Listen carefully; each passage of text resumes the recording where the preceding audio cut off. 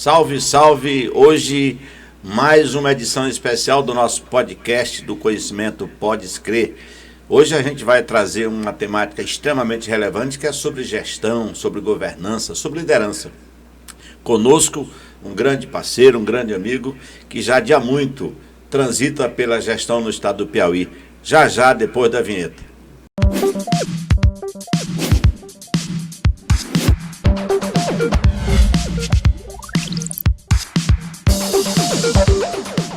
Pois é, como eu disse, hoje a gente vai ter temos um convidado especial, ex-deputado federal, secretário, mas ele é conhecido mesmo como Capitão Fábio Abreu. Fábio, seja bem-vindo ao nosso podcast. Obrigado, professor. Aqui a gente vai fazer um papo bastante interessante sobre a história, sobre a memória, sobre a vida e sobre a atuação desse nosso amigo Capitão Fábio Abreu. Vamos fazer aqui uma rápida leitura do histórico. Como diz um amigo meu, do Borderê, ele fala isso para dizer assim, da história de vida desse cidadão. Deputado Fábio Abreu, 2015-23, secretário de Segurança Pública do Estado do Piauí entre 15 e 20, capitão da reserva da Polícia Militar, tendo atuado por 22 anos na atividade operacional. 22 anos não são 22 dias, portanto, há muito aprendizado, há muito a saber e, portanto, há muito a dizer aqui para vocês que nos escutam e nos veem aqui no Podes Crer. Atualmente é secretário da SADA, Secretaria de Agricultura do Estado do Piauí. É isso mesmo? Exatamente, Secretaria de Assistência Técnica e Defesa Agropecuária, que corresponde à agricultura. Assistência Técnica e Defesa Agropecuária. Fábio, vamos bater um papo aqui, mas antes dessa ação de atuação política, quem é o Capitão Fábio Abreu? Bom, mais uma vez obrigado, professor Damião, aqui externar minha admiração pela sua pessoa, a referência que tem.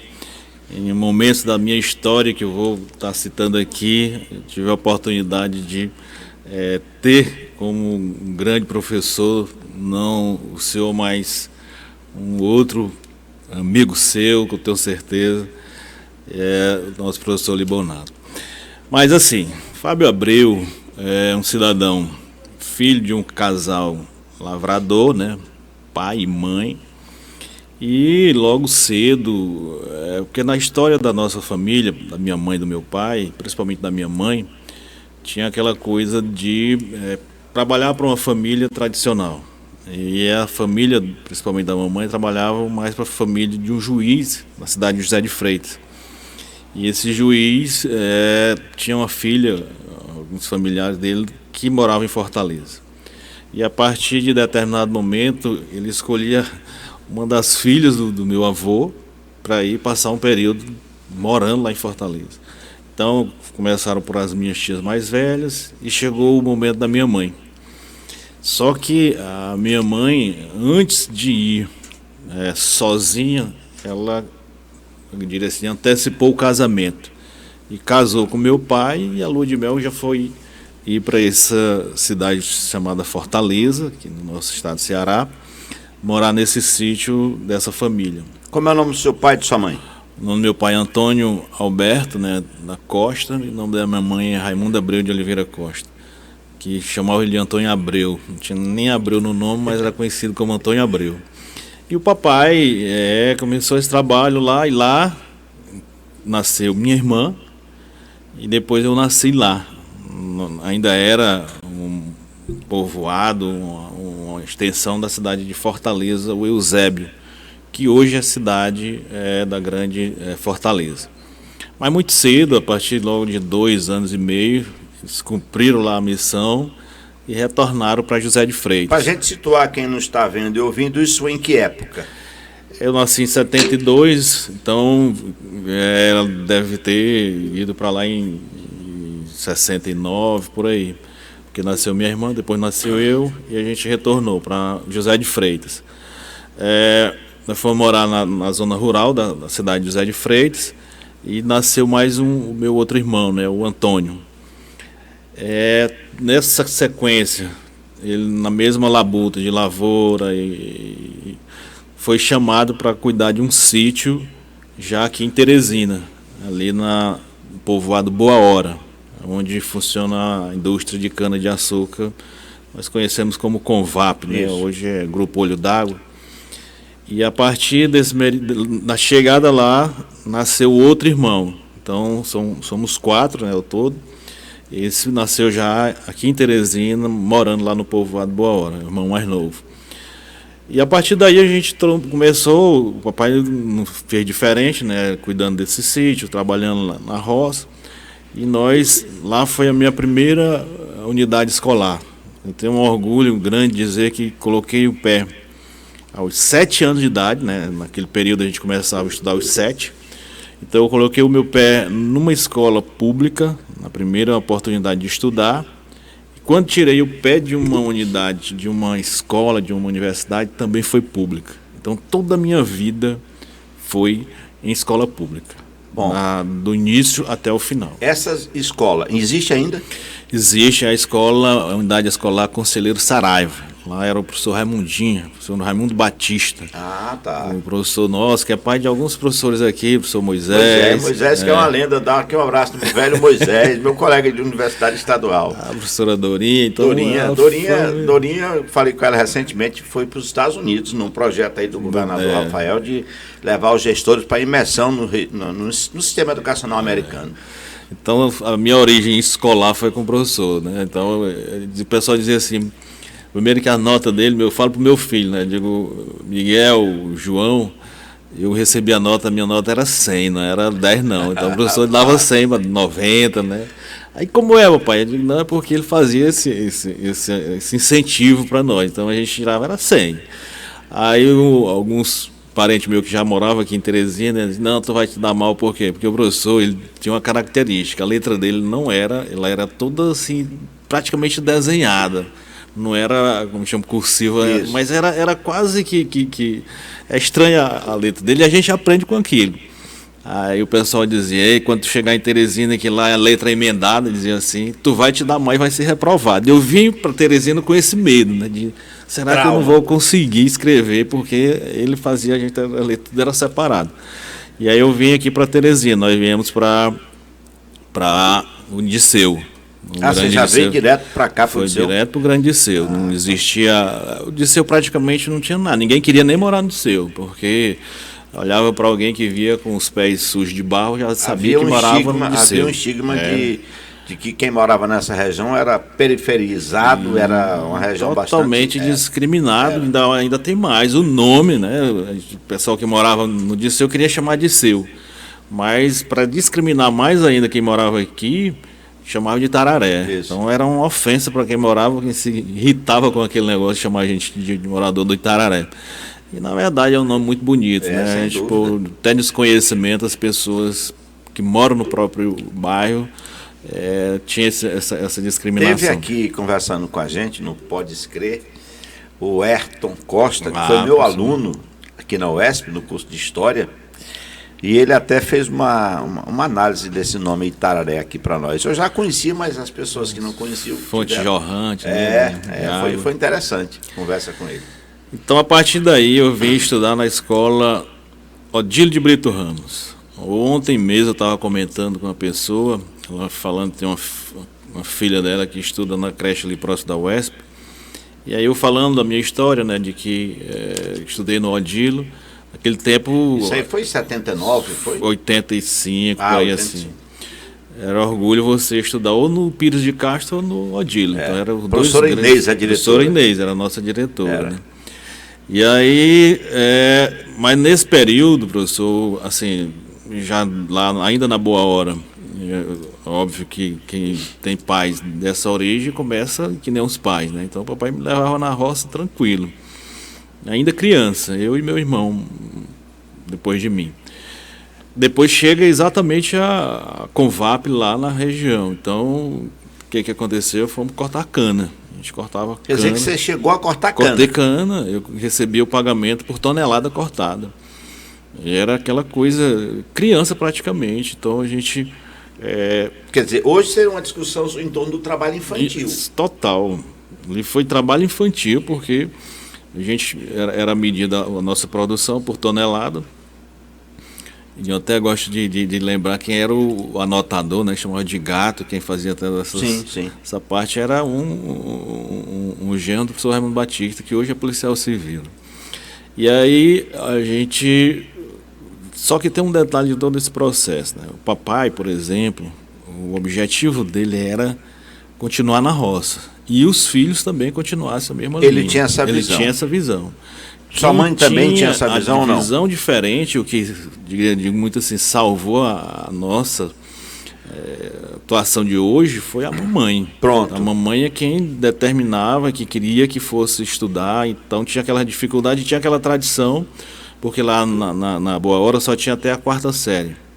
A partir desse período tinha que vir para a cidade. Então a minha irmã já estava aqui em Teresina, na área urbana, morando na casa de um irmão, de um tio, de irmão da mamãe, e o próximo seria eu. Então o papai se sujeitou a deixar lá a área rural para vir morar, porque não queria mais um filho dando trabalho para algum parente. Só que nesse processo ele veio com, assim, processo já de depressão. Então eu digo muito que o papai, a partir dali, com uns 40 anos de idade, ele entrou em depressão. E aí praticamente ele morreu, porque não fazia mais nada, era só eu e a mamãe cuidando mesmo da casa. E nesse percurso todo ele foi definhando, Alzheimer, e ele veio a falecer aos 64. Muito então bom, eu digo que morreu aos 40 e foi sepultado aos 64. Agora, Fábio, me permita fazer essa intervenção. Eu falo para quem nos escuta, para quem nos vê, que a gente, em pesquisas sistemáticas, a gente vê que a maioria dos pais, pelo menos se a gente considerar essa data que você está propondo aí, eles de fato queriam que os filhos ficassem para trabalhar e fossem mão de obra. As mães é que literalmente salvavam os filhos, porque queria levá-los para centros mais desenvolvidos, normalmente trazer para Teresina mesmo. Então você foi salvo aí pela sua mãe. Foi pela visão que ela tinha de uma vida melhor. Não tem nem assim, eu sempre falo isso com orgulho. E ela sempre acompanhou a gente, mamãe, para onde a gente ia, porque depois desse processo, a gente foi para... Aí nesse período de depressão do papai, porque a nossa casa era ali na zona mais, eu diria assim, urbanizada do nosso Disseu. Ficava ali próximo de onde hoje é o Banco do Brasil. Quando nós chegamos não tinha asfalto ali no Disseu, não tinha nada, só o calçamento mesmo, pedra, cabeça de jacaré. Isso. E aí nesse processo dele de depressão, nós chegamos um dia, a mamãe disse, tem uma novidade. E eu trabalhando em servente de pedreiro, cansado no final do dia. Cortou cana e agora estava como servente de pedreiro. E a mamãe costureira. Depois conseguiram uma vaga como zeladora de escola. E aí ela disse, o teu pai tem uma novidade, que foi, vendeu a casa. Novidade. Nós vamos desfazer esse negócio, não sei o quê. De mamãe, o papai está vivo, é homem, tem que manter a palavra dele.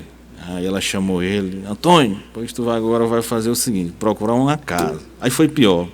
O papai, acho que ele saiu assim na direção como diz o caboclo, na direção da venta, foi bater no Parque Tararé. Não tinha nada, o pessoal que não conhece o Parque Tararé, fica depois do Disseu, não tinha lá era fazer a roça. Inclusive chamava de Mata dos Algodões. Ontem, por acaso, um aluno meu aqui da Universidade Estadual defendeu um trabalho de monografia de conclusão de curso, cujo título era esse, Depois da Cidade, a Mata dos Algodões. Era esse o trabalho dele. Então lá foi quem foi morar lá, não tinha um calçamento, não tinha nada. E para completar, a casa era coberta de telha. Lá tinha duas casas nesse terrenozinho lá, que ainda hoje minha irmã mora lá. A casa da frente era coberta de telha, feita de taipa, né? E piso de cimento queimado.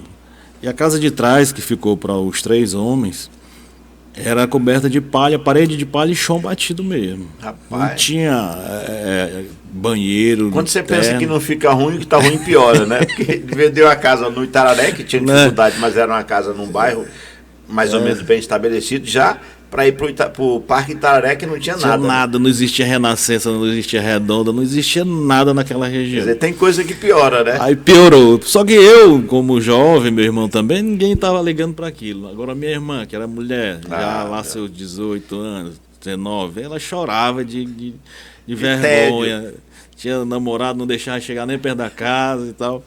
Mas e aí esse percurso a gente fazia todo dia para ir para o Odilo. Ia por dentro ali, encostando nos muros, pegando as sombras, que eu estudava à tarde, e ia para o Odilo. Odilo, depois começou a melhorar, porque eu consegui um emprego já, isso já passou a ser um emprego já formal, mais ou menos, né?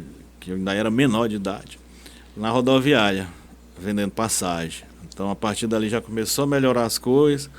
A gente já começou a melhorar a casa também, porque a gente foi construir. Mas já. só você trabalhava ou outro irmão também? Só eu. O outro vendia ovo na rodoviária, né? Isso. Tinha uns fiscais que não aceitavam e corria atrás dele lá, perdia a caixa, perdia ovo, perdia o dinheiro, chinela, perdia tudo. Então, nesse percurso aí ele também passou. Na verdade, ele ficou no meu lugar, porque quando eu completei os 18 anos, aí eu fui para o Exército. Então, saí da rodoviária, vendedor de passagem, né, bilheteiro, e fui para o Exército. Aí do Exército, saí cabo, né, naquele percurso lá. E antes de ir para o Exército, no período do Exército, eu fiz, naquele tempo só era o ginásio, né, e chamava o segundo grau. Segundo grau. E aí tinha uns testes seletivos para as principais escolas aqui do Piauí. Então, em Teresina, eu tive para a Escola Técnica Federal, Escola Agrícola e a Fundação Bradesco. Eu fiz para os três, passei nos três e escolhi a Escola Técnica Federal para fazer o curso de mecânica. Então, o meu segundo grau é mecânica, né? Eu tenho uma história parecida, Fábio, porque eu fiz para a Escola Agrícola e para a Escola Técnica. Só que eu optei pela Escola Agrícola. Por quê? Porque lá era interno, o cara tinha café, almoço, jantar. Então eu morava lá. Meu amigo, com essa pobreza toda, eu vou aqui para a Escola Agrícola. Então daí eu fui para o Exército, né? Passei um ano no Exército, saí na graduação de cabo. Saiu cabo no Exército? Cabo no Exército. Naquele período, a graduação que você tinha, ou posto no Exército, você poderia ingressar na PM na mesma graduação. Então, em 1993, eu ainda passei um ano de intervalo, porque eu saí em 92 do Exército, voltei para a rodoviária, em 93 eu entrei na Polícia Militar como cabo, com a mesma graduação. Cabo Fábio Abreu. Cabo Fábio Abreu. F. Abreu, chamava F. Abreu. Como recruta lá no Exército também era F. Abreu. A partir daí, eu fiz o curso de formação de sargento, né, o CFS, concurso, e, na verdade, um curso interno, né, de CFS, e saí sargento, terceiro sargento. Na sequência, já terminando o curso, aconteceu o primeiro vestibular para a CFO, que era destinado metade das vagas para pessoas civis, que chamavam, e metade para os militares, né? Eu fiz a segunda edição desse concurso, que ainda hoje existe pela UESP, e fui aprovado. Em 1999, me destaquei daqui do estado do Piauí para o estado do Pará. Eu passei 3 anos no Pará, fazendo o curso de formação de oficiais. Isso equivale a um curso superior? Aí já sai com o curso superior, bacharel em defesa da ciência social, que foi meu primeiro curso superior. Retorno para o nosso estado, fui trabalhar ali na região do 9º Batalhão, que é no Mocambinho.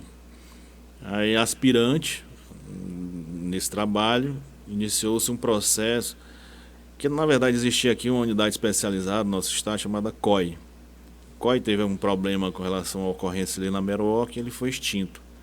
Aí estava antes dele, durante o período de extinção dele, praticamente, eu digo que era para eu estar no meio daquela ocorrência da Meroca. Porque eu tinha ido lá... É o que ficou conhecido como Chacina da Meroca. Chacina da Meroca. E eu tinha ido fazer os testes como sargento para ir para o COI. O que era mesmo o COI? Comando de Operações Especiais. Ah, tá. E aí, nesse percurso da inscrição e de integrar o efetivo do COI, eu passei no CFO. Esse COI aqui é como se fosse um... É o BOP hoje. E é um grupo especializado. Era o que tinha de melhor no Piauí, era o COI. Então, meu foco era ser do COI. Mas não fui porque fui para o CFO. Quando estava no CFO, aconteceu essa ocorrência lá da Meroca. Então, se eu não tivesse, com certeza eu teria estado nessa ocorrência. E A partir só daí... para a gente situar aqui, quem era o secretário de segurança nesse período? Não, Carlos Lobo. Carlos Lobo. É. Ok. Então, a partir daí eu volto para Teresina, fui para a região norte da capital e iniciou uma nova unidade especializada, chamada CPE, o Coronel Souza Filho e o Coronel James Sean. E aí eu iniciei fazendo um estágio. Antes de terminar o estágio, eu fui fazer um curso de ações táticas especiais no estado do Ceará. Quando voltamos, aí nós nomeamos essa unidade, passou de ser CPE, chamar GAT. Então era um Grupo de Ações Táticas Especiais. Foi aqui que apareceu o Capitão Fábio Abreu, aquele cabo que andava numa moto para lá e para cá e que tinha uma presença. Começou aí, porque o GAT, em tese, era uma unidade aquartelada. Mas eu sempre tive essa característica de ir para a rua. Então, a partir daí, comecei a ir para a rua. Foi quando o Coronel Prado veio aqui e aí me viu. E em 2006 ele me chamou, porque eu fui promovido a capitão, para comandar a Rony. Então foi aí que eu comecei a comandar a Rony, antes era do GAT. E de 2006 até 2014 eu fiz esse trabalho do dia a dia, da operacionalidade, do combate direto. Então foi uma coisa construída com bastante antecedência, que as pessoas me viam ali, e de fato era. Nós tínhamos um trabalho muito forte, muito presente na segurança pública, e daí veio a ideia de uma candidatura. Bom, eu queria antes porque assim, o que a gente via e eu lembro, porque eu era telespectador, eu via essa televisão, ocorrência aqui no Itararé, ocorrência lá no Mucambinho, ocorrência no Saci, e o Capitão Fábio Abreu andando na cidade inteira, palmo a palmo, a gente identificava, as matérias de jornal mostravam a presença muito firme da polícia nos meios comunitários onde havia problema de segurança. Mas naquela época a gente nem sonhava com a ideia de crime organizado na perspectiva que a gente tem hoje dessas facções, né? O que tinha naquele período era chamada gangue, né? Porque era gangue aqui no Liceu mesmo, a gente tinha muita gangue, né? De alguns conhecidos, né? Gangue do Valmir, gangue do Macalé, tinha as gangues ali do Mangueirão. Qual era o conceito de gangue naquela época? Naquela época era o seguinte, aparecia um líder, né, desse, como por exemplo o Valmir, né, o Macalé, e aí em torno dele giravam aqueles jovens. Qual o objetivo deles? Era muito parecido até com facção, mas não tinha objetivo de lucro. Então a grande diferença é essa. O que era o objetivo da gangue? Era briga. O que eles utilizavam nessas brigas, esses confrontos? Era muchacho, cabo de aço, então a mão mesmo, né? Chamo soco inglês. Isso. Então aquilo ali. Eu tinha o maior medo, porque eu morava ali no Disseu, e aí lá perto de onde eu morava tinha a chamada Voyage, Lunares, então era uma boate que tinha ali, conhecida no mesmo período do Chico Alves e da Harley, né? Então tinha muita confusão de gangue e eu tinha muito medo de pegar uma lapada de cabo de aço. Pegar uma lapada com um cabo de aço daquele que eles andavam com ele enrolado na cintura, né? Quando começava a confusão, quem estivesse perto ali. Então essa é a nossa juventude. Engraçado, pensando que, imagina alguém andar com um cabo de aço aqui no corpo para o tipo de violência que a gente tem hoje, né? Quer dizer, ali eram uns aprendizes. Era, né? Não tinha ali, era confusão que tinha, o crime que tinha naquele período era esse. Então, a evolução disso hoje, essa questão da inserção da arma de fogo, a inserção daquele período da droga que existia era a maconha. Então, muito diferente do que a gente vê hoje. Então, Fábio, foi exatamente o seu intenso trabalho à frente do Rony que o credenciou para vislumbrar uma carreira política da qual a gente vai falar daqui a pouco. Sim. Nós vamos tratar desse Fábio Abreu, deputado federal em 2 mandatos, mas antes eu queria perguntar para você, o Fábio Abreu credenciou-se a ser deputado federal em 2 legislaturas, mas não havia nenhuma ideia antes de já entrar para ser essa que é a grande diferença, professor. Por quê? Eu sempre falo, né? A diferença em relação aos dias atuais, primeiro que não existia rede social, né? Não Sim. existia WhatsApp, não existia nada. Então, eu digo muito que o trabalho que eu fiz, ele foi mostrado pelas comunicações, pelas emissoras, pelos Rádio, jornalistas, rádio, televisão, e só. Eu não existia ali algo que eu mesmo me mostrasse. Se tivesse naquela época, eu não teria feito dessa forma. Teria continuado com a mesma forma, porque muitas vezes alguém chegava, capitão, faça um discurso, você faz um discurso muito calmo e tal, faça um discurso de que bandido bom é bandido morto.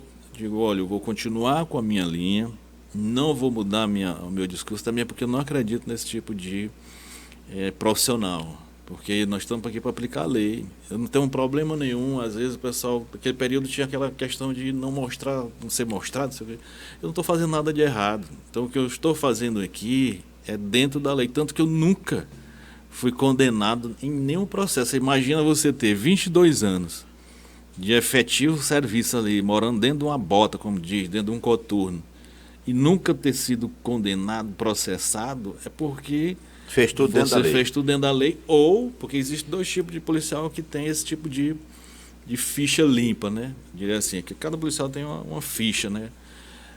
Quando ele se omite e não participa de nada, ele tem uma ficha praticamente irretocável. Não participa Mas de nada. Aquele que está na rua, que se expõe, que está sujeito a essas possibilidades, corre risco. Então, não questiono alguém que tem algum processo, alguma coisa, mas eu sempre tive esse cuidado e nunca fui omisso.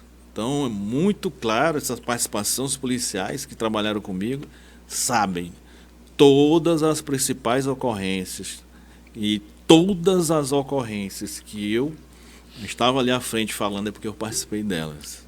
Então é algo assim que eu tenho um orgulho, uma tranquilidade grande de dizer que fiz esse trabalho consolidado por esse período, sem ter nenhum objetivo de candidatura, nada. Agora, Fábio, vamos lá. Você Só para explicar um período, acho que o pessoal tinha essa visão em alguns políticos, que em 2012 chega um policial nosso que era vereador, né?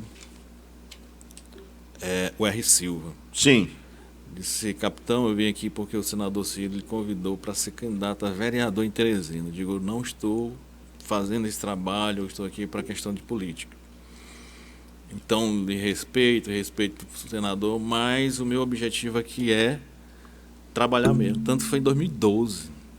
E a partir daí continuei esse trabalho, continuei exercendo essa profissão e defendendo, mas com algumas visões diferentes, né? Porque a Polícia Militar ela herda muita coisa do regime militar. Sem dúvida. E algumas coisas que não são positivas. Né? Então, quando entrei na polícia, tinha aquele negócio. O civil não pode entrar dentro de um quartel. O civil era aquela coisa. E eu sempre me questionando, mas como é que eu não posso deixar um civil entrar dentro de um quartel se eu trabalho para ele?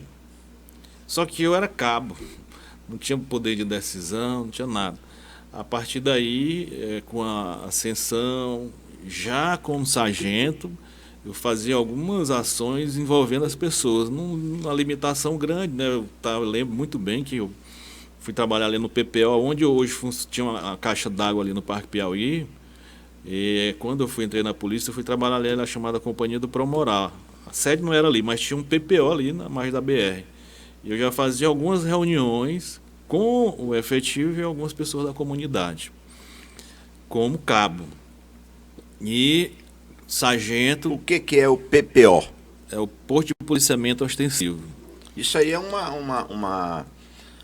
uma análise... Pelotão de policiamento. É um tipo de polícia. Isso não existe mais hoje. Existe não. Era aquelas unidades que tinham vários... Localizadas nos bairros. Né? Elas eram criadas em razão, por exemplo, de ter maior ou menor violência naquele lugar? Era uma quantidade de pessoas moram naquela região e tal. Então, teve um período que explodiu a quantidade de PPO aqui no nosso estado. E eu estava nesse período. E a partir daí, como oficial da polícia, eu sempre tive essa visão de que precisa abrir as portas do quartel. Já na situação de Rony, nós tivemos a oportunidade de reunir com a população, e a população achando que nós, estando ali na matinha, iríamos fechar as portas para a comunidade. E eu chamei o pessoal, digo muito pelo contrário, aqui vocês terão direito a utilizar as quadras, entrar nessa unidade, obviamente que vão ter que obedecer às regras, enfim.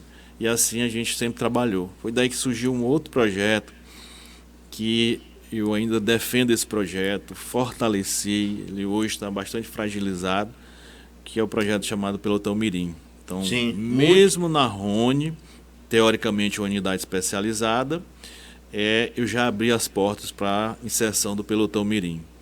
E assim a gente, quando assumi a Secretaria de Segurança, eu criei uma coordenadoria só para cuidar dessas crianças, porque o resultado desse projeto assim. Existe inclusive uma máxima, né, que se você educa a criança, você não vai precisar castigar ou punir o adulto, né? Fábio, então vamos lá. Você foi em razão do trabalho que a população reconhecia a presença da polícia, da segurança na rua, isso lhe credenciou a ser candidato a deputado federal. Aqui é uma pergunta mesmo de um curioso. Por que não ser um deputado estadual? Por que logo para federal? Porque naquele período a gente tinha digamos assim, eu aparecia muito no programa do Yeldson Vasconcelos. E o Yeldson me convidou um dia para ajudar ele, que ele queria ser candidato a deputado estadual. E aí eu fui lá na casa dele, conversei com ele.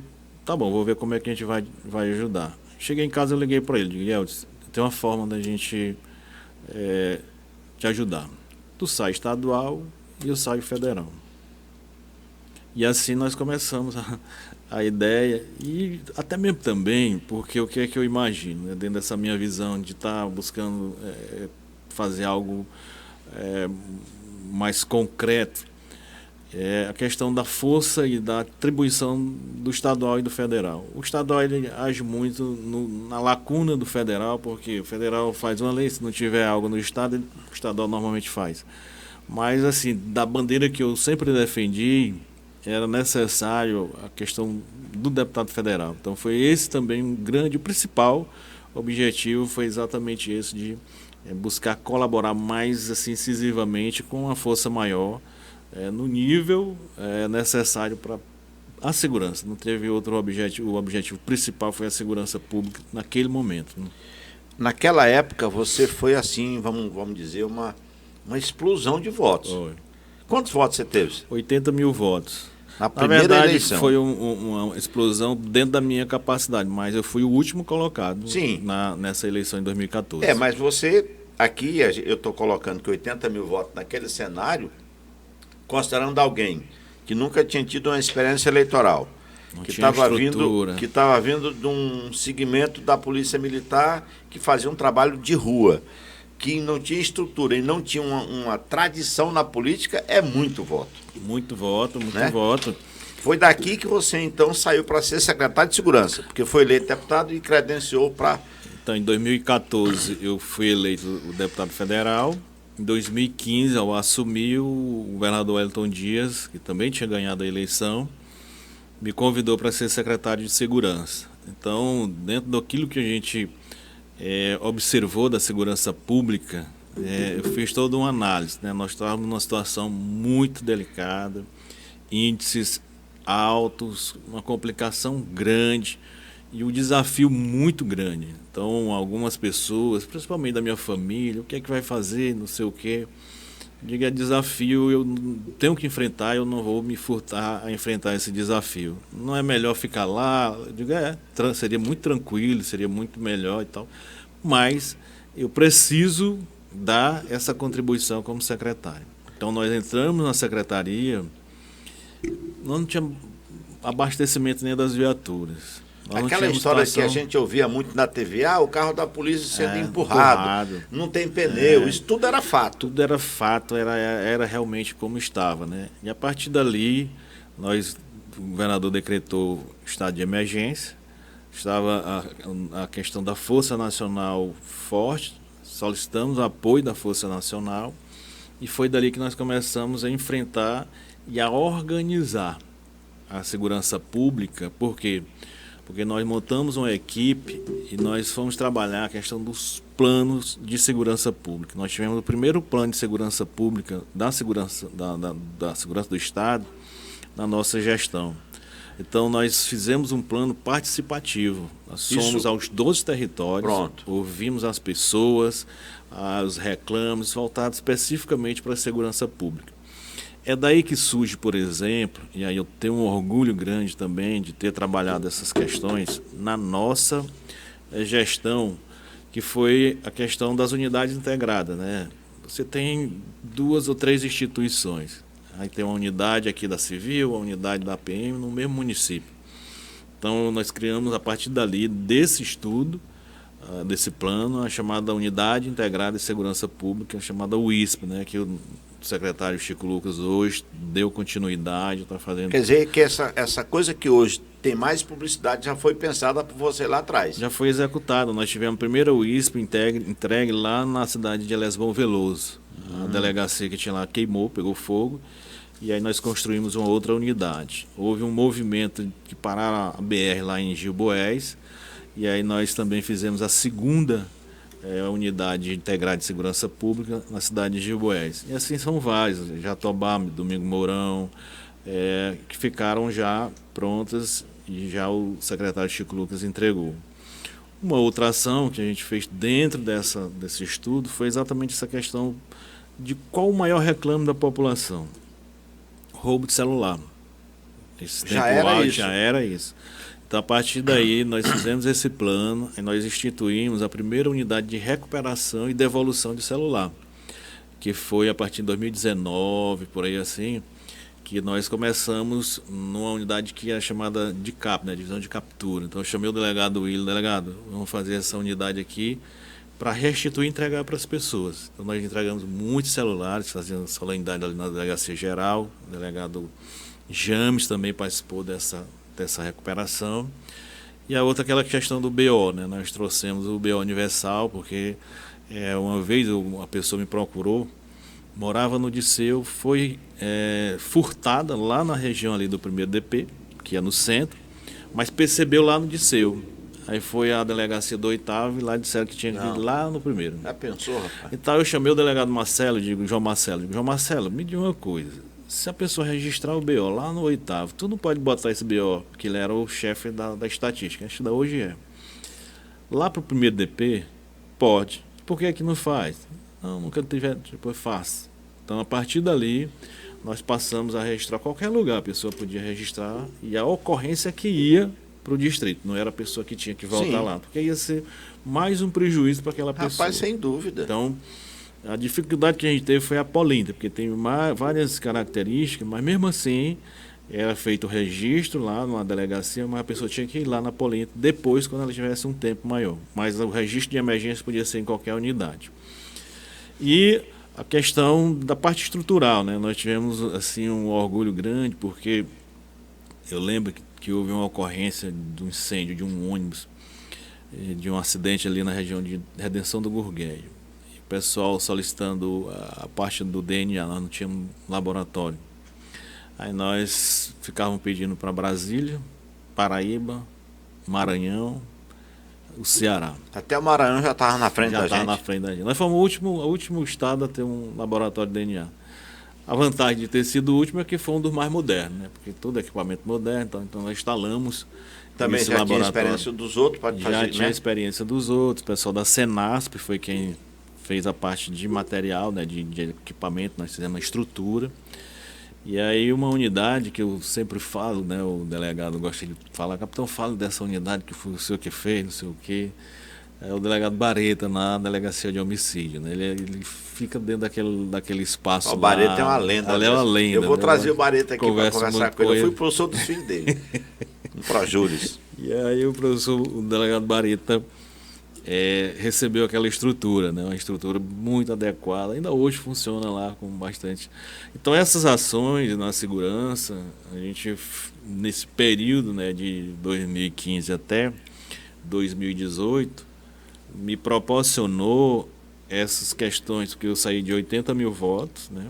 Na primeira eleição. 132 na segunda eleição, 132 mil votos. Quer dizer, você aumentou 50 mil votos aí. 50 mil votos. Rapaz, é voto muito, viu? Teresina. Aí você já estava entre os 5 mais votados? Eu fui o segundo mais votado. Rapaz, perdi que legal. só para a deputada Regiane, né? Aí não tinha, era difícil. A concorrência aí foi desigual, né? Mulher do governador. Mas a deputada era bastante atuante. Sim, né? ela tinha uma causa muito própria, que era a causa da inclusão, né? Eu gostava muito de ver aquela defesa dela, o espaço que ela criou ali do CI, muito importante. E só quem tem um filho, ou alguém próximo com esse tipo de limitação sabe o que é que foi. É verdade, essa é a pura verdade. Então, a partir daí, a gente foi trabalhando nessas questões. Deixa eu voltar aqui uma coisa. No primeiro mandato do deputado Fábio Abreu, qual foi a grande ação que você diz? Essa foi 10, essa aqui foi a inspiração. Ou não tem? Tem muitas. Mas assim, aquela que é a menina dos olhos do deputado Fábio. A menina dos olhos é porque assim, né, eu entrei na Câmara, a primeira comissão que eu fui participar foi a de Segurança Pública. Mas eu sempre sou desse posicionamento de que se você defende aquela bandeira, você tem que ter conhecimento de várias. Então, a partir dali, eu fui para a Comissão de Saúde, na verdade, da Saúde foi pelo Covid, né? Comissão do Covid, Comissão de Agricultura, Comissão de Viação e Transporte. E as grandes obras, além dessas que eu citei da segurança pública, foram na área da saúde. Se você observar como era o hospital infantil, como é hoje, e eu ter assim a participação como deputado que mais indicou emendas para aquele hospital, é algo assim fora da realidade, porque se imagina que teoricamente teria, e fiz a minha parte com relação à segurança pública, mas eu abri meus horizontes para entender que a saúde também é importante.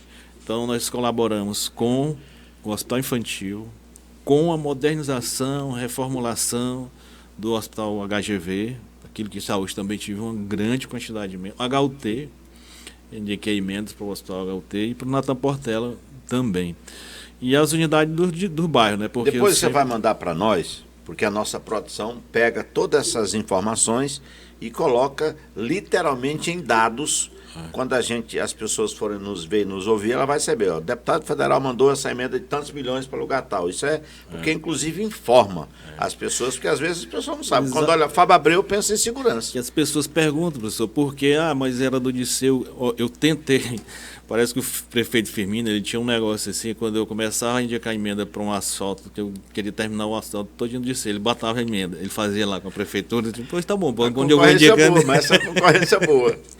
Mas tem uma obra que o pessoal passa lá todo dia, a maioria das pessoas que moram, principalmente no Disseu 2, fazendo caminhada ali naquela orla, né? E eu tenho certeza, assim, às vezes eu passo olhando assim e diz, o pessoal não sabe que eu indiquei emenda para a construção desse espaço. Que é aquele calçadão que fica perto daqueles fios que vai até o Valdemar Luiz. Sim. Então, ali são quantos km ali? São uns 4 km ali? Dá mais, dá muito mais.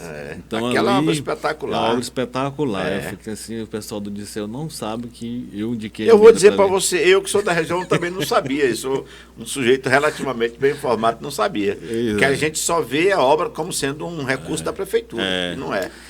Que o prefeito fez a inauguração, nem convidou para fazer a parte. Ele sabia que a obra é indicação emenda minha. E a outra é aquela do rebaixamento ali da ladeira do Uruguai. Ali eu também passo ali, eu fico assim... Agora o pessoal cita muito, inclusive teve aqui o superintendente do DENIT, nosso amigo Valdemar, né? Ele sempre cita o senador Elmano como o pai dos recursos daquela obra. Mas não é uma obra só de um senador, é uma obra de deputado federal também. Na verdade, aquela obra ali, a história dela é o seguinte. O deputado federal tem emenda de bancada e o senador também. Quando foi da distribuição de emenda de bancada, perguntaram lá, eu digo, a minha emenda de bancada é para o rebaixamento da ladeira do Uruguai. Aí o senador Ciro Marcelo era o relator. rapaz, tu vai colocar emenda para uma área, para uma obra federal, uma estrada federal, ali é federal, não sei o quê, é DENIT, e eu vou colocar. Aí terminou a reunião e eles questionando, mas fiquei que ia colocar Segurou emenda. ali. Aí depois o senador Marcelo me ligou, disse, Fábio, eu, como relator, tenho condições de botar, remanejar o orçamento para a obra lá que tu está botando e coloca a emenda tua para outra obra, outro local. Eu digo, mas essa indicação é minha, por quê? Porque o recurso fica na minha cota. Não, tudo bem, a gente fica na sua cota, mas eu faço desse recurso aqui. E aí eu coloquei o recapeamento de Teresina até Porto, com a outra emenda. Então aquela emenda, a história dela é essa. Se o senador, que realmente parece que houve um complemento, tudo bem. Então, mas o questionamento é mais de explicação. Sim, o importante é que a obra foi feita e tudo, mas eu ia fazer nem que eu colocasse todas as minhas emendas de bancada, porque ela teve um valor maior do que era a de bancada, mas eu ia fazer aquela obra. Fábio, então vamos lá. Deputado federal, 80 mil votos, renova o mandato com 132 mil votos, que é um crescimento extraordinário. E do Fábio Abreu, deputado federal para o segundo mandato, o Fábio Abreu, candidato a prefeito de Teresina. Qual foi a lição que ficou ali? Porque você tinha pelo menos aparecia nas primeiras pesquisas lá em cima. Não era muito. Mas Teresina é uma cidade que não é todo mundo que conhece o comportamento eleitoral da população de Teresina. Você pensa uma coisa é outra. Eu conheço gente que foi vereador e achou que podia ser deputado. Foi deputado e achou que não podia perder e perdia até para o vereador. Enfim, aí você foi bem no começo das pesquisas, mas foi se desgastando e saiu mal naquela eleição. Eu tive uma explicação lógica antes de confirmar a candidatura. Primeiro, né, na reunião da bancada lá em Brasília, o senador Ciro me perguntou, vai ser candidato? Eu vou. Paz, tem certeza de que tenho, sou candidato a prefeito. Ele disse, eu vou dizer por que tu vai perder.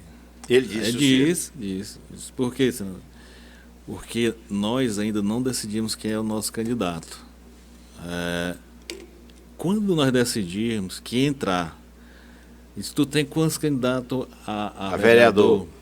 Disse, acho que uns 30, 40. Disse, nós vamos entrar com 200. Ave Maria, Quando exército. esse exército entrar na rua pedindo voto para o nosso candidato, tu vai ver a diferença. Mas foi dito e feito.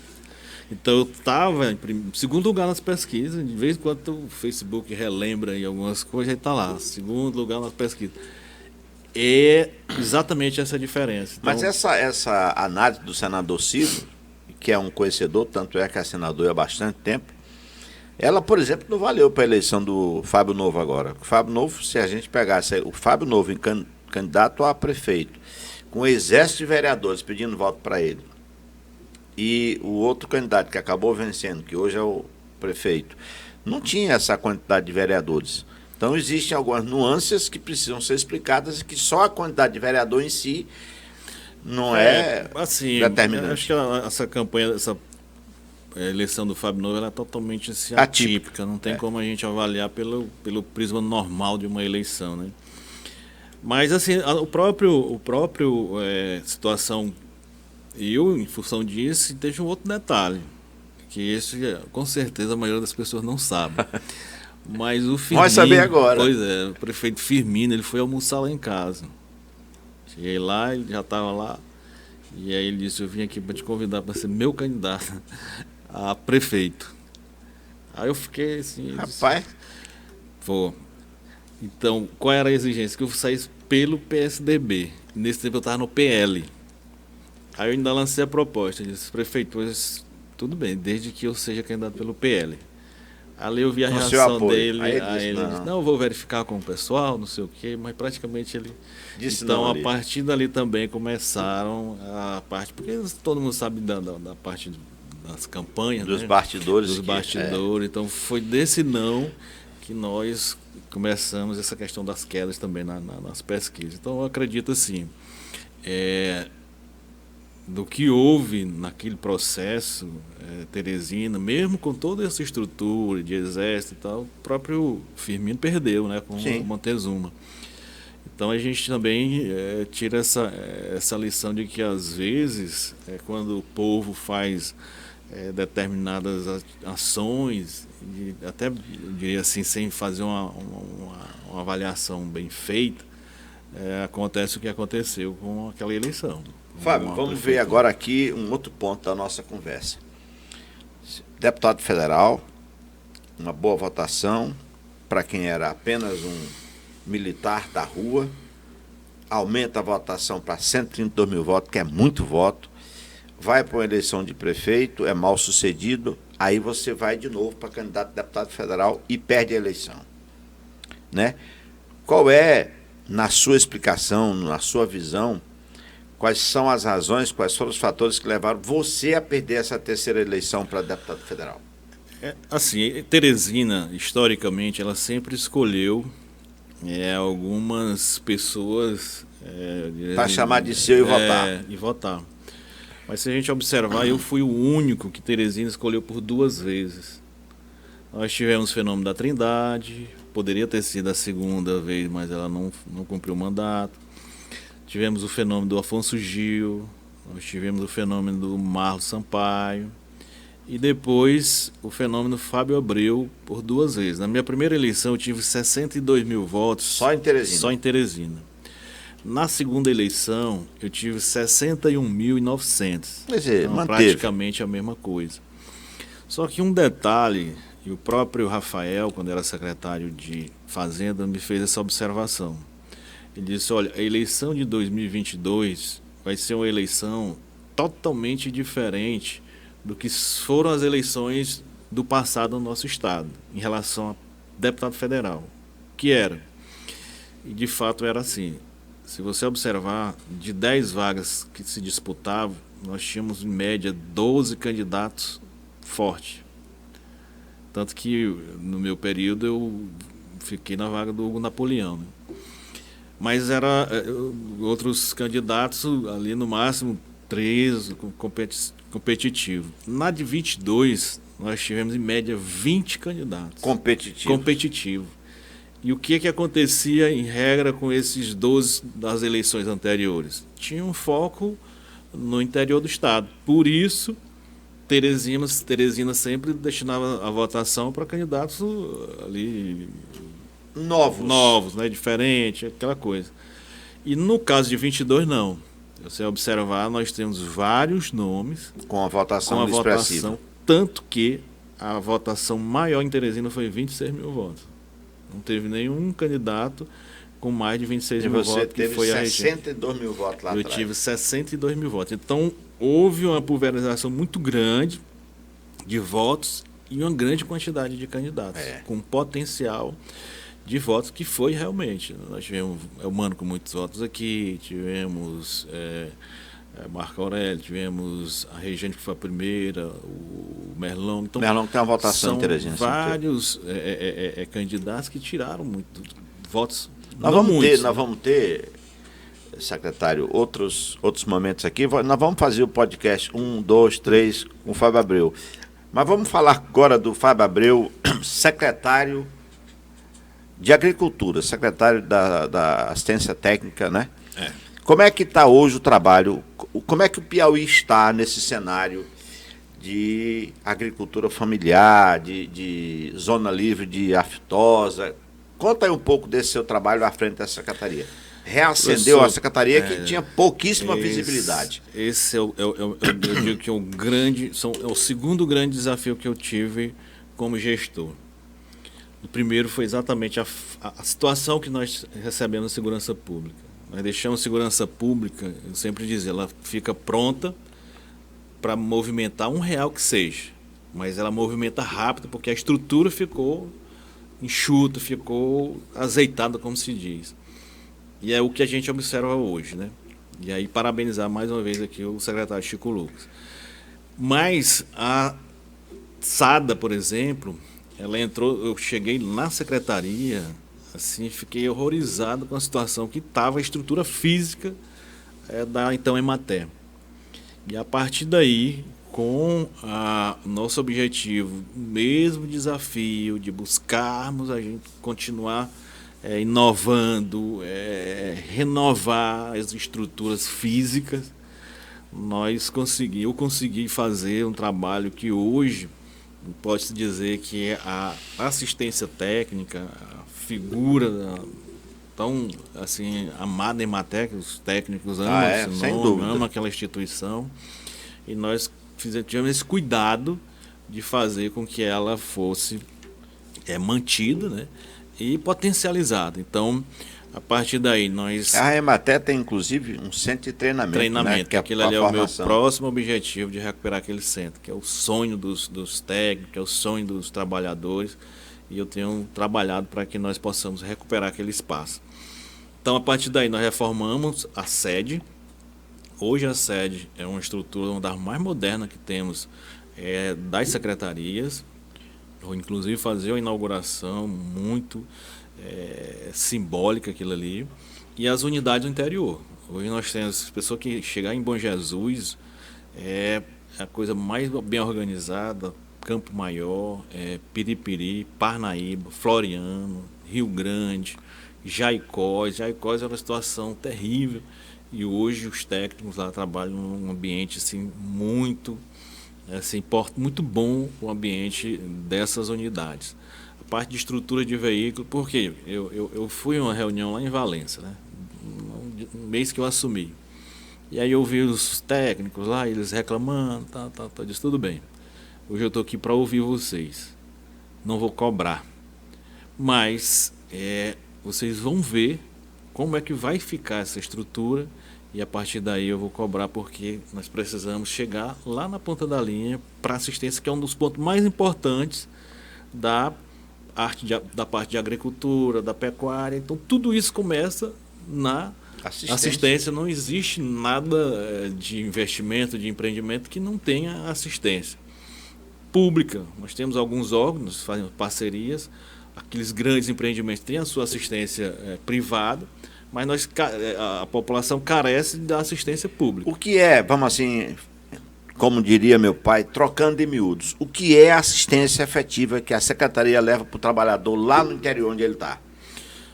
Veja só, a Emater tem um papel importante, ela teve esse papel, a SADA continua com esse papel, mas ela leva desde aquele cidadão que precisa de um documento para acessar várias políticas públicas, chamado CAF, a parte de orientação na implantação de qualquer projeto, é o nosso técnico que faz, para ele ter um financiamento do Banco do Nordeste, Banco do Brasil, daquelas situações de extrema seca, em que há necessidade de um relatório para o cidadão receber o seguro safra, participar dos programas PRONAF, todo esse processo, quem faz a parte de projetos somos nossos técnicos. Maravilha. Então essa é a função dessa secretaria. E para isso ele precisa de estrutura.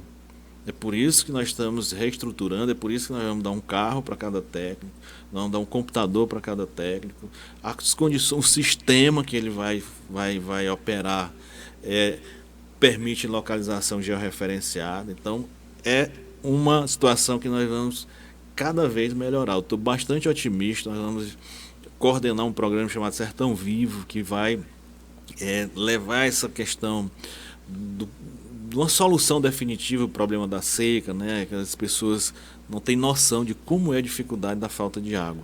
Nós temos outro programa chamado Água Doce, que esse dessaliniza a água salgada. Rapaz, eu vi outro disso na TV. É a coisa mais importante, às vezes as pessoas não têm noção do que é aquilo. Isso é a tecnologia que vem de Israel, não? Israel. Ó, ele funciona da seguinte forma, comunidade, nós fazemos mais para a comunidade, não é individual. Tem lá um poço que tem água salgada, que a população se sujeita ou a beber aquela água e ter problema de rins, que é o que mais se relata no estudo que nós fazemos antes, ou ela ter que comprar água do seu recurso financeiro, que já é pouco. Então nós chegamos, instalamos um processo lá, utilizando a água desse poço, que vai passar por essas membranas, né, que chamam de salinização. É como se fosse um filtro, né? Filtro, só que altamente potente e muito eficiente. Quando chega no final do processo, eu estou explicando aqui a grosso modo. Sim, né? sim. Essa água que era salgada, ela vai se transformar numa água mineral.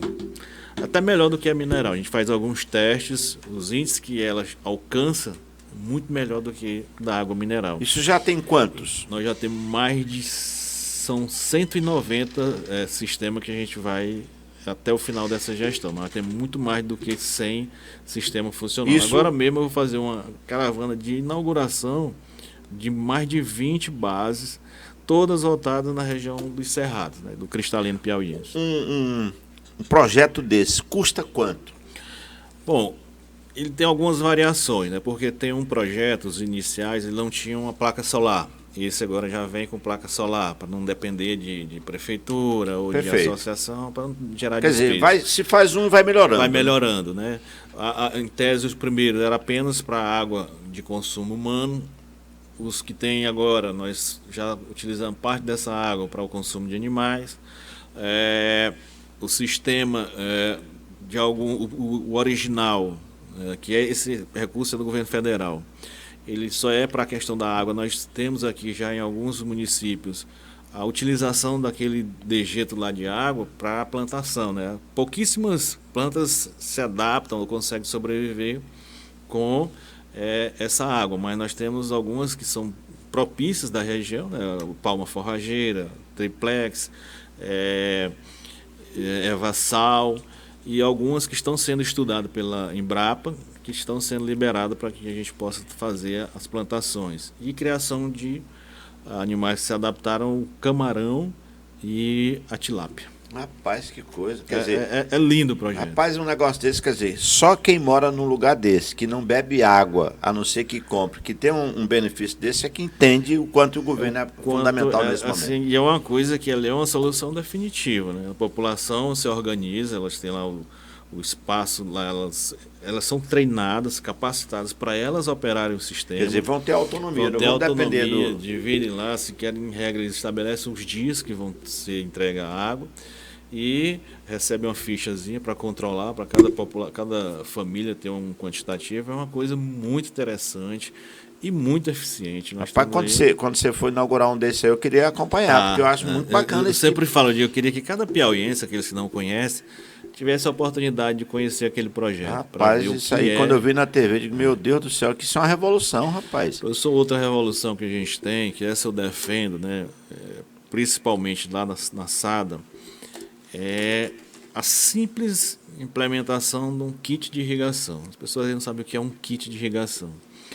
Tem várias variações do kit, mas o que a gente entrega mais comum é a caixa d'água, né, de 500 litros, 1.000 litros, a encanação e as mangueiras de gotejamento. Então, historicamente se entregou o kit no nosso estado, mas nunca se teve aquela preocupação de orientar, de fiscalizar monitorar se a pessoa realmente estava ali pregando da forma correta. E agora nós estamos já mais de 2.000 kits que nós entregamos e todos nós estamos orientando a pessoa a fazer a plantação. Se você observar, eu fiz uma visita a um kit que nós entregamos, nós denominamos esse programa de programa do quintal à mesa. Ali na região de Sussuapara, no meio do sertão, assim, de um lado só, mata seca. Então, e lá onde está funcionando o kit, verde, produzindo. Então, assim, é algo... E o meu objetivo, eu tenho certeza que nós vamos conseguir, é nós chegarmos a essas pessoas, criarem essa consciência, criarem essa atividade de produzir e nós chegarmos a ter o nosso estado autossuficiente. Eu tenho o governador fez os diálogos pelo Piauí, e aí alguns pontos mais apontados, a questão da assistência técnica, por isso também vai ter o concurso público. Vai ter um concurso. Concurso para a SADA de 20 vagas e um concurso para a ADAP.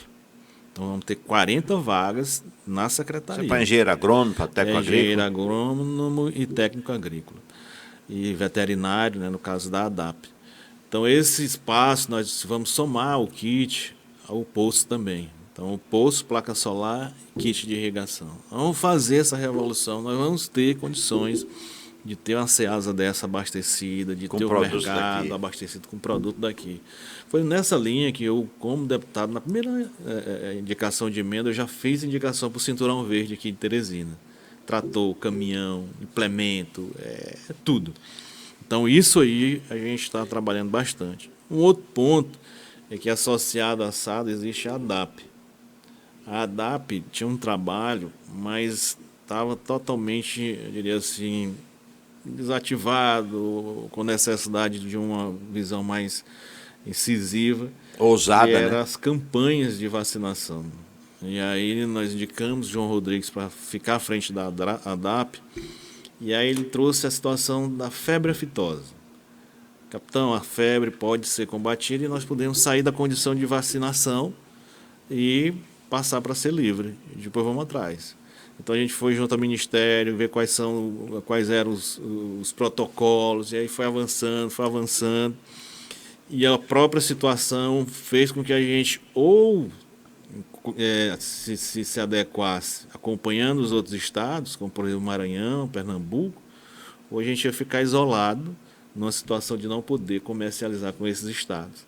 Então foi aí e aí conversamos com o governador Rafael. Rafael também assumiu essa causa. Isso aí a gente precisa destacar muito, porque tudo que foi necessário para que nós pudéssemos preencher todos os requisitos foram feitos. Então, as vistorias, todo o processo, e nós conseguimos ficar enquadrados como estado livre da fitose sem vacinação. Próximo passo, buscar esse reconhecimento internacional. Feito todos os procedimentos, transformamos o relatório nosso para inglês, foi francês. Eu sei que colocou no idioma que fosse universal. Que é lá da organização que fica na França. Recebemos o certificado, eu fui na França, lá em Paris, e recebi. Então, hoje essa luta histórica, ela não existe mais no nosso estado. Agora, o que nós precisamos é manter os protocolos para que nós não tenhamos caso nenhum de aftosa, para não perder tudo aquilo que a gente construiu. Secretário, toda vez que vem um colega aqui, um amigo, a gente, quando caminha para o final do programa, do bate-papo, a gente faz duas perguntas. A primeira é a seguinte: se a SADA não existisse, que falta faria no Piauí? Se a SADA não existisse, nós não teríamos questão de alimentação, por mais que nós tenhamos ainda uma dependência de outros estados, mas nós não teríamos essa questão da parte de alimentação. Nós não teríamos grupos de pessoas que hoje estão num patamar melhor de vida com relação a várias ações que a SADA faz, que a ADAP faz, certificações, que mudam a realidade de determinado município, de determinada cadeia produtiva. Então seria um problema seríssimo com relação à alimentação do nosso dia a dia. As pessoas não imaginam o trabalho que é feito de bastidores para ter uma qualidade de um produto lá na mesa no seu dia a dia. Então tudo isso seria de outra forma comprometido. Agora a pergunta mais fácil, por que ela é mais fácil? Qual é o grande projeto que o secretário Fábio Abreu ainda não realizou e que pretende realizar ainda nesse mandato, ainda nessa gestão? É possível dizer ou não? Ou tem mais de um? Não, tem vários. Eu tenho vários, mas o grande projeto, eu acredito que nós estamos iniciando ele, é esse. Eu fiz várias falas, propostas, mas eu tenho um sonho de ver o nosso estado autossuficiente no que se refere à produção. Eu acredito tanto nesse projeto, porque que Tianguá faz de diferente que nós não podemos fazer aqui? Nós temos 2 rios, nós temos áreas assim que podem ser substituir a produção lá em Tianguá. Petrolina, a distância que está Petrolina, do Teresina, nós recebemos produto de Petrolina. Então, o meu grande objetivo é exatamente isso. Eu iniciei esse processo visando isso, de incentivar a reativação do projeto Cinturão Verde. aquele projeto ali ele é importantíssimo para esse passo. E fiz as indicações de emendas parlamentares. Por isso que eu digo, muitas coisas que eu tenho ainda como objetivo, elas dependem sim de um próximo mandato. Por isso que eu sou pré-candidato a deputado federal para concluir essas ações, porque eu entendo que temos condições, seja nessa área, seja na área da saúde, porque se nós observarmos, você falou que vai fazer um apanhado das emendas, vai ver que eu sou o deputado que mais indicou emenda para a agricultura familiar em Teresina, emenda para a área da saúde. Então, é aquela coisa, Teresina teve um deputado federal dedicado a ela por 2 mandatos, na área principalmente de indicação de recursos. E dentro do que eu observo, ela não teve essa prioridade. Então, nós temos vários problemas. Eu cito um problema aqui, ele por várias vezes veio à tona e eu sempre indiquei recursos, que é exatamente o Hospital São Marcos. Se você observar, de vez em quando tem essa questão do hospital não querer mais atender, não poder mais atender, porque não tem condições de atender, e é o único hospital no estado do Piauí que atende câncer. Isso. O hospital universitário agora que está começando, mas o Hospital São Marcos é que tem expertise e referência. E conceito, então, né? Sempre fiz questão de indicar emenda para o Hospital São Marcos por essa questão. A ala infantil lá daquele hospital foi emenda parlamentar da minha autoria. Então, é por isso que eu digo, eu tenho ainda esses projetos, tenho esse objetivo de retomar o mandato para que nós possamos ter Teresina na prioridade. Muito bem. Rapaz, não parece, mas nós estamos com mais de 1 hora batendo papo aqui, viu? O secretário Fábio Abreu nos dá assim, muita alegria quando a gente conversa com você, porque a gente já trouxe todo tipo de secretário, todo tipo de ativista, todo tipo de cidadão aqui, mas poucos falam com tanta empolgação da área que atua como você. Quer dizer, o cara fala da segurança, é empolgado. Fala da agricultura, é empolgado. Então o cara acaba aprendendo de tudo um pouco e se torna um servidor público do estado do Piauí, né? Eu tenho um orgulho grande de ser servidor, né? A mamãe ficava, meu filho, não fica trabalhando nessa polícia, arriscando a tua vida, não sei o quê, sai disso aí. Eu dizia, mamãe, alguém tem que fazer isso aqui. Eu não pode, assim, eu tenho que fazer isso aqui. Se todo mundo cruzar o braço, como é que vai fazer? Né? Então, pode ter certeza, eu só dizia muito, quando sair naquelas ocorrências, digo, se levar um tiro, me leve para o HUT, porque é o lugar que tem mais, naquele tempo era HGV, né? Tem mais experiência, os médicos são passados na casca do ar, então não vem com negócio de outro hospital por enquanto, não, é HUT. Se eu levar um tiro aqui, pode me levar lá, que eu acho que lá eu escapo. Então era nessa linha aí, e a outra, professor, que a gente fica à vontade, o governador diz, rapaz, tu te achou nessa secretaria? Eu digo, não tem como. A origem, né? Minha origem. Dos pontos que é a diferença das coisas é que eu digo, eu ia para a roça, eu, meu irmão e o papai. Aí você passava o dia trabalhando ali e capinando. Quando olhava assim, no final do dia, a produção pouca. Baixa. Aí você pega, entrega um trator para uma família e aí vê 1 hora de trator.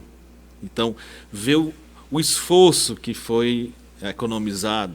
Então, é por isso que eu digo assim, eu fico impressionado a parte e a forma como o papai fazia. Ele só olhava lá para o mato, tirava lá o espaço lá, brocava.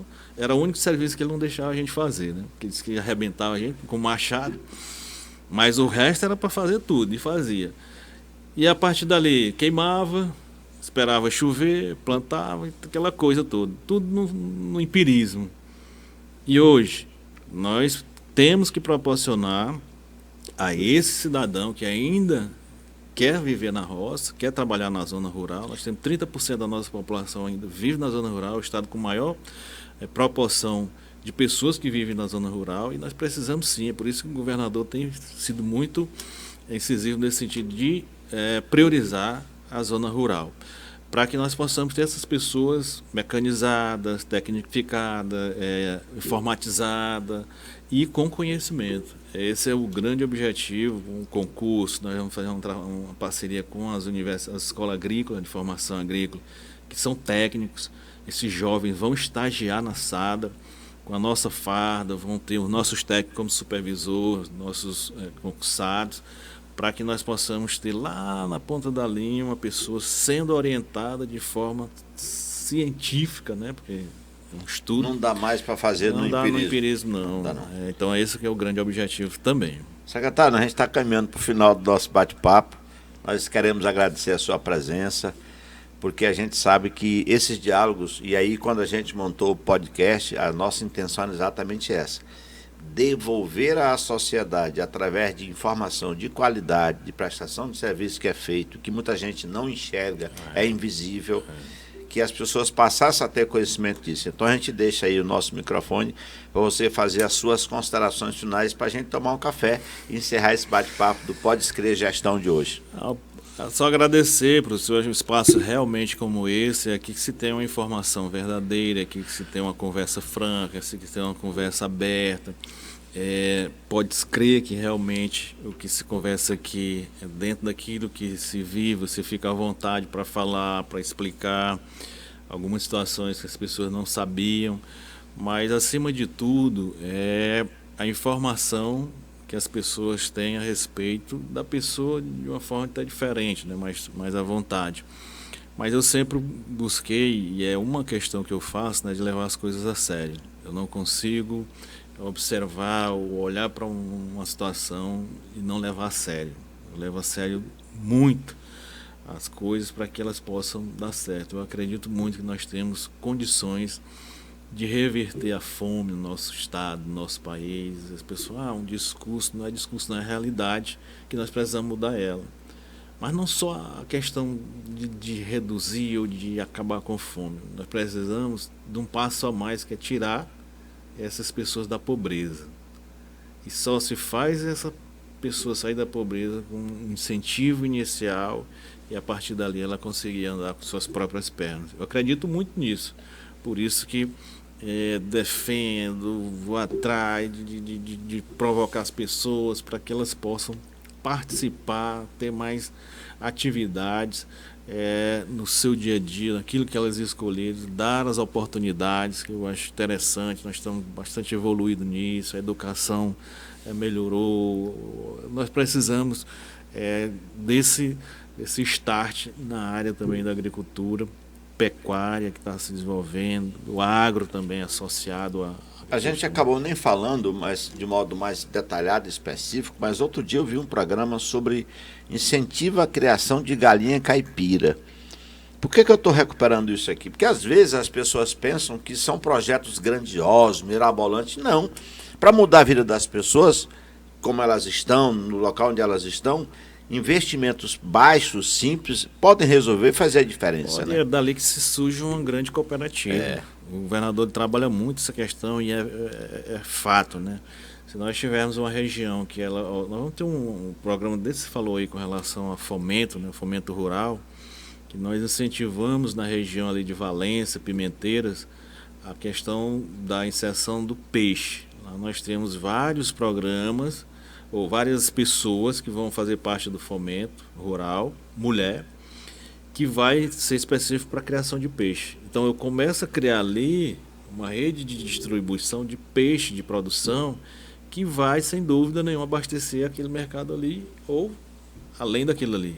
Então é através desse trabalho que se chega à questão daquela continuidade. Por que um mercado que nem a Ceasa tem problemas com relação a comprar a produção nossa? Porque ele precisa da frequência, né? Isso. E aí você não pode ser faz a produção hoje, amanhã não tem mais. Não. Então tem que ter essa segurança, frequência. Então é esse o grande objetivo, né? Incentivar essas pessoas, porque eu digo muito, o agricultor familiar, ele tem para quem vender, tem para quem compre. Seja compra governamental, tal, mas se nós tivermos um processo mais avançado, a logística. O problema só é a logística. Eu tenho falado muito, até com o próprio ministro Hélio, eu vejo a dificuldade na logística. Nós precisamos investir em outras coisas. Se der a logística, as pessoas vão para frente. É o caso, por exemplo, do leite ali no São José do Divino. Então, tudo isso aí, a logística sendo proporcionado, eles conseguem Trabalhar, o nosso homem, o nosso trabalhador sabe, gosta e faz. O que falta é esse apoio. Pois é, nós estamos caminhando para o final do nosso Pode Crer, que na verdade foi uma salada, foi um programa misto que a gente conversou sobre gestão, sobre atuação política, conhecemos um pouco mais da história do cidadão de José de Freitas, porque foi lá, na verdade, que ele acabou se desenvolvendo, frequentou a escola e hoje é um cidadão comprometido com a transformação do Piauí, não para agora, não para ontem, mas para toda a vida, porque a gente sabe que as transformações, elas atravessam as gerações. A gente agradece ao nosso deputado, ao nosso amigo Fábio Abreu, secretário, e até a próxima. Você que nos vê e nos escuta, nosso muito obrigado.